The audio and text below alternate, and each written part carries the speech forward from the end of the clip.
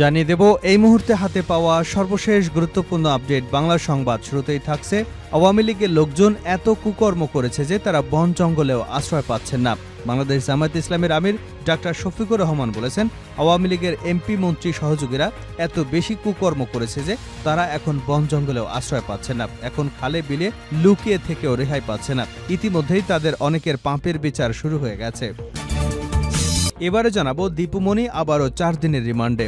এবার বাড্ডা থানায় দায়ের করা সুমন শিকদার হত্যা মামলায় সাবেক সমাজ কল্যাণ মন্ত্রী দীপুমণিকে 4 দিনের রিমান্ডে নিয়ে জিজ্ঞাসাবাদ করার অনুমতি দিয়েছেন আদালত।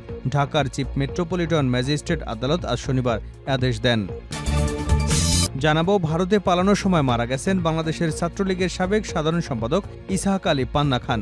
গতকাল শুক্রবার মধ্যরাতে মেঘালয়ের শিলং পাহাড়ে ওঠার সময় হৃদযন্ত্রের ক্রিয়া বন্ধ হয়ে তার মৃত্যুর ঘটনা ঘটে বলে জানা গেছে। এদিকে র্যাবের হেলিকপ্টারে 3 গর্ভবতী নারীকে উদ্ধার, সিএমএইচে ভর্তি। র্যাপিড অ্যাকশন ব্যাটালিয়নের হেলিকপ্টারের মাধ্যমে পানিবন্দী ফেনীর ফুলগাজী থেকে 3 গর্ভবতী নারীকে উদ্ধার করে সম্মিলিত সামরিক হাসপাতালে ভর্তি করা হয়েছে। জানিয়ে দেব, নিউ মার্কেট এবং লালবাগ থানার পৃথক 2 হত্যা মামলায় সাবেক প্রধানমন্ত্রী শেখ হাসিনার বেসরকারি শিল্প ও বিনিয়োগ উপদেষ্টা সালমান এফ রহমান, সাবেক আইনমন্ত্রী আনিসুল হক ও সেনা কর্মকর্তা জিয়াউল হাসানের 10 দিনের রিমান্ড মঞ্জুর করেছেন আদালত। শনিবার 24শে অগাস্ট ঢাকার মেট্রোপলিটন ম্যাজিস্ট্রেট মোহাম্মদ জসিমের আদালত শুনানি শেষে রিমান্ড মঞ্জুর করেছেন। এবং সর্বশেষ জানাবো, বাংলাদেশের বানভাসী মানুষের খবর নিলেন পবিত্র কাবার ইমাম। বাংলাদেশের বন্যা ও সম্প্রতি আহত নিহত মানুষের জন্য দোয়া ও দেশের জনগণের প্রতি সমবেদনা জানিয়েছেন পবিত্র কাবা শরীফের ইমাম, হারামের সিনিয়র মুহাদ্দিস ও মক্কা উম্মুল কুরা ইউনিভার্সিটির ডিন ডক্টর হাসান আল বুখারী। এতক্ষণ শিরোনাম শুনছিলেন, এবার বিস্তারিত। প্রিয় দর্শক, আপনি যদি এই চ্যানেলে নতুন হয়ে থাকেন, ভিডিওটি দেখতে দেখতে চ্যানেলটি সাবস্ক্রাইব করে আমাদের সঙ্গে থাকুন। আর এই ভিডিও সম্পর্কে আপনি আপনার মূল্যবান মতামতটি কমেন্ট বক্সে জানিয়ে দিন। আর হ্যাঁ প্রিয় দর্শক, জানিয়ে দিন ভিডিওটি কোথা থেকে দেখছেন। আওয়ামী লীগের লোকজন এত কুকর্ম করেছে যে তারা বন জঙ্গলেও আশ্রয় পাচ্ছে না জামায়াতের আমির। বাংলাদেশ জামায়াতে ইসলামের আমির ডাক্তার শফিকুর রহমান বলেছেন, আওয়ামী লীগের মন্ত্রী এমপি সহ সহযোগীরা এত কুকর্ম করেছে যে তারা এখন বন জঙ্গলেও আশ্রয় পাচ্ছে না, এখন খালে বিলে লুকিয়ে থেকেও রেহাই পাচ্ছে না। ইতিমধ্যে তাদের অনেকের পাপের বিচার শুরু হয়ে গেছে। শনিবার দুপুরের কুলাউড়া উপজেলায় বন্যা কবলিত এলাকা পরিদর্শন করেন এবং দুর্গত মানুষের মধ্যে উপহার সামগ্রী বিতরণ করেন। এর আগে উপজেলার টিলাগাঁও বাজারে এক সভায় জামায়াতের আমির বলেন, চোরদের জন্য প্রতি বছর নদী বাঁধ ভাঙছে। বিগত সময়ে বরাদ্দকৃত কোটি কোটি টাকা চোরদের পকেটে চলে যাওয়ার ফলে নদী খনন হয়নি, তাই প্রায় প্রতি বছরই নদীর বাঁধ ভেঙে বন্যা হচ্ছে আর মানুষের জানমালের ক্ষতি হচ্ছে। বর্তমানে সৃষ্ট বন্যার জন্য প্রতিবেশী দেশ ভারতের দায় আছে। শুকনো মৌসুমে তারা বাঁধ দিয়ে পানি আটকে রাখে আর বর্ষার সময় পানি ছেড়ে দিয়ে দেশকে ভাসিয়ে দেয়।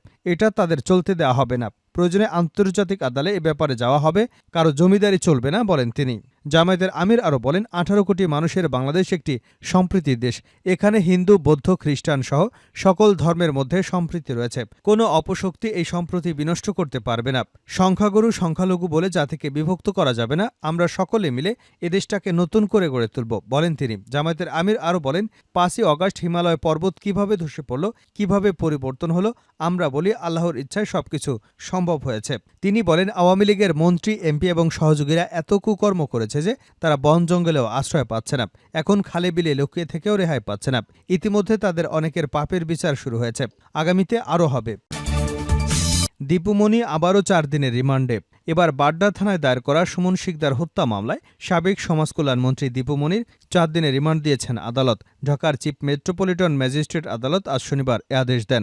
এর আগে মোহাম্মদপুর থানায় দায়ের করা মুদি দোকানি আবু সাইদ হত্যা মামলায় 4 দিনের রিমান্ডে নিয়ে জিজ্ঞাসাবাদ শেষে তাকে আদালতে হাজির করে পুলিশ। পরে তাকে বাড্ডা থানায় দায়ের করার সুমন শিকদার হত্যা মামলায় গ্রেপ্তার দেখিয়ে 10 দিনের রিমান্ডে নিয়ে জিজ্ঞাসাবাদ করার আবেদন করা হয় পুলিশের পক্ষ থেকে। অপরদিকে দীপুমণিকে রিমান্ডে নেওয়ার আবেদন বাতিল চেয়ে জামিন আবেদন করেন তার আইনজীবী। আবেদনে বলা হয় তিনি অসুস্থ ব্যক্তি।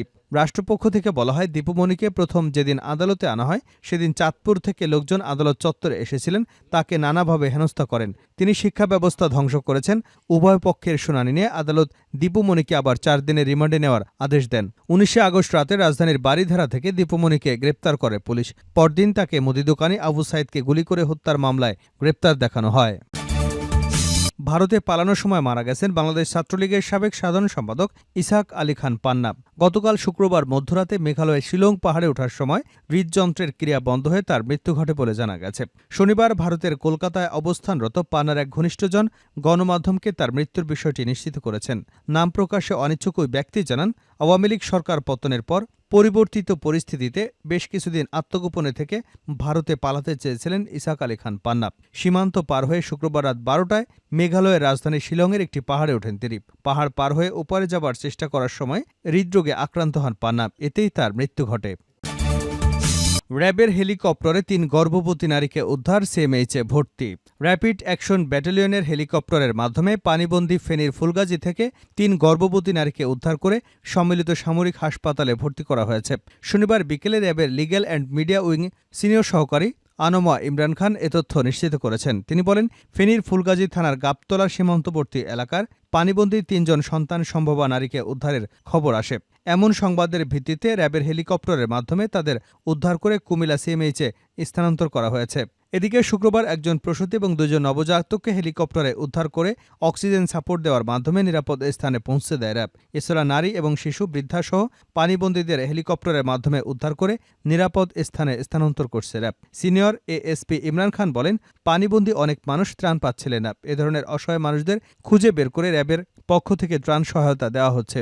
বন্যা এবং বন্যা পরবর্তী সময় খাদ্য সংকট, বিশুদ্ধ পানি দুষ্প্রাপ্যতা এবং বিভিন্ন ধরনের পানিবাহিত রোগের ব্যাপারে মানুষের পাশে থেকে কাজ করে যাচ্ছে র্যাব। বন্যার্ত মানুষের চলমান মানবিক সহায়তা কার্যক্রম অব্যাহত রাখবে র্যাব।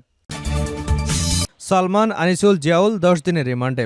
নিউ মার্কেট এবং লালবাগ থানার পৃথক 2 হত্যা মামলায় সাবেক প্রধানমন্ত্রী শেখ হাসিনার বেসরকারি শিল্প ও বিনিয়োগ উপদেষ্টা সালমান এফ রহমান, সাবেক আইনমন্ত্রী আনিসুল হক, সেনা কর্মকর্তা জিয়াউল আহসানের 10 দিনের রিমান্ড মঞ্জুর করেছেন আদালত। শনিবার ঢাকার মেট্রোপলিটন ম্যাজিস্ট্রেট মোহাম্মদ জসিমের আদালত শুনানি শেষে এ রিমান্ড মঞ্জুর করেন। এদিন নিউ মার্কেট থানার মামলায় রিমান্ড শেষে আসামি সালমান এফ রহমান, আনিসুল হক ও জিয়াউলকে আদালতে হাজির করা হয়। পরে তাদের কারাগারে আটক রাখার আবেদন করে পুলিশ। আবেদনের পরিপ্রেক্ষিতে আদালত তাদের কারাগারে পাঠানোর আদেশ দেন। পরে লালবাগ থানার ছাত্র খালিদ হাসান সাইফুল্লাহ হত্যা এবং নিউ মার্কেট থানার সবুজ আলী হত্যার অভিযোগে পৃথক 2 মামলায় তাদের 10 দিন করে মোট 20 দিনের রিমান্ডে নিতে আবেদন করে মামলা তদন্তকারী কর্মকর্তা। এ সময় আসামি পক্ষ রিমান্ড বাতিল এবং জামিন চেয়ে আবেদন করেন। অন্যদিকে রাষ্ট্রপক্ষ জামিনের বিরোধিতা করেন। উভয় পক্ষের শুনানি শেষে আদালত তাদের প্রত্যেককে রিমান্ড আদেশ করেন। এর আগে গত 13 আগস্ট গোপন তথ্যের ভিত্তিতে নৌপথে পলায়নরত অবস্থায় রাজধানীর সদরঘাট এলাকা থেকে সালমান এফ রহমান এবং সাবেক আইনমন্ত্রী আনিসুল হককে গ্রেপ্তার করে পুলিশ। পরদিন 14 আগস্ট নিউ মার্কেট থানার দোকান কর্মচারী শাহজাহান হত্যা মামলায় তাদের 10 দিনের রিমান্ড মঞ্জুর করেন আদালত। পরে ওই মামলায় 15 আগস্ট গভীর রাতে ঢাকার খিলক্ষেত এলাকা থেকে জিয়াউল আহসানকে গ্রেপ্তার করা হয়। পরদিন 16 আগস্ট তার 8 দিনের রিমান্ডের আদেশ দেন আদালত। বাংলাদেশের বানভাসী মানুষের খবর নিলেন পবিত্র কাবার ইমাম। বাংলাদেশে বন্যা এবং সাম্প্রতিক আহত নিহত মানুষদের জন্য দোয়া ও দেশের জনগণের প্রতি সমবেদনা জানিয়েছেন পবিত্র কাবা শরীফের ইমাম, হারামের সিনিয়র মুহাদ্দিস ও মক্কা উম্মুল কুরা ইউনিভার্সিটির ডিন ডক্টর হাসান আল বুখারী। গতকাল শুক্রবার পবিত্র কাবা শরীফের ইমামের সঙ্গে তার কার্যালয়ে সৌজন্য সাক্ষাৎ ও সংক্ষিপ্ত বৈঠক করেন আন্তর্জাতিক কিরাত সংস্থার মহাসচিব কারি শায়েখ সাদ সাইফুল্লাহ মাদানী। এ সময় ডক্টর হাসান আল বুখারী হাফিজুল্লাহ বাংলাদেশের মানুষের খোঁজখবর নেন এবং দোয়া ও সমবেদনা জ্ঞাপন করেন। সাক্ষাৎকালে মোহতারাম মহাসচিব বাংলাদেশ সফরের দাওয়াত দিলে ডক্টর হাসান বুখারী বাংলাদেশ সফরের আশাবাদ ব্যক্ত করেন এবং দাওয়াত কবুল করেন। বলেন, কোরআন প্রচারে আন্তর্জাতিক কিরাত সংস্থা বাংলাদেশের ভূমিকা অত্যন্ত প্রশংসনীয়। এ সময় উপস্থিত ছিলেন মিশরের বিখ্যাত শায়েখ মোস্তফা আল বাসুর্তি এবং কাতারের ইমাম শায়েখ সৈয়দ মাহফুজ প্রমুখ।